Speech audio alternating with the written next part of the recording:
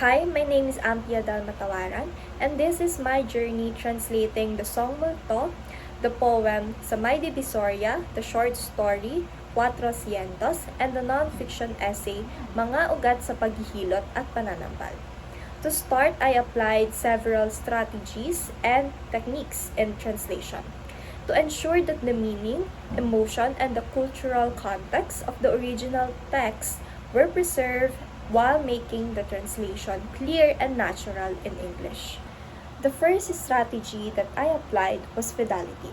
In my translation process, this meant carefully understanding what the author intended to express before translating it to English. I read each original text several times so I could fully understand the context, tone, and the emotions behind words. For example, when translating narrative lines, I avoided changing the original idea, even if the sentence structure had to be slightly adjusted in English. My goal was to ensure that the translated version conveyed the same meaning and the emotional intensity as the original text. The second strategies that I used was naturalization and simplification. While fidelity focuses on accuracy, naturalization ensures that the translation sounds more natural and readable in the target language. Filipino and English have different sentence structures and expressions, so some phrases needed to be adjusted to sound more fluent and natural in English. In this process, I simplified certain expressions so that the meaning would be more clear to English readers without losing the original idea. This was especially important in the short story and essay, where clarity and readability are important for understanding the narrative and the message of the text. So for the next strategies that I used was explicitation and transposition.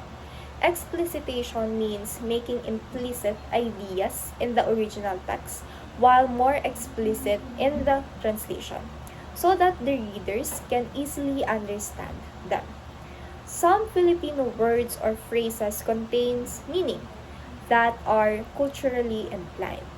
So sometimes I had to add small clarifications in English to maintain the intended message, or what we call footnote. Transposition, on the other hand, involves changing the grammatical structures when translating one language to another.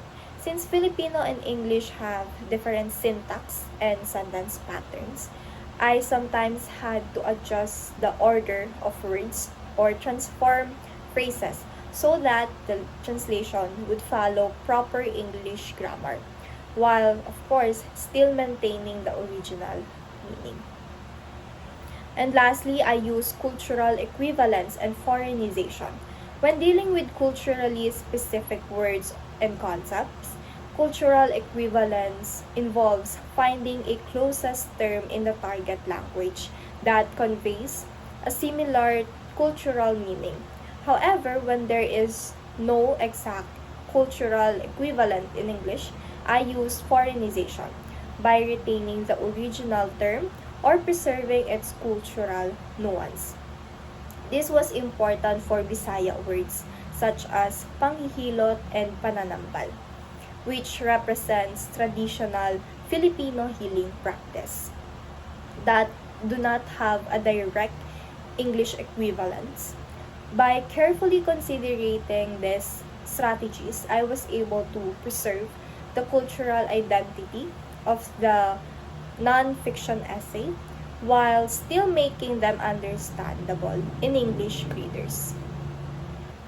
So these translation strategies and technique work together throughout my translation process because I aim to produce translations that are both faithful to the original text and accessible and understandable to the targeted audience. And that's all. Thank you.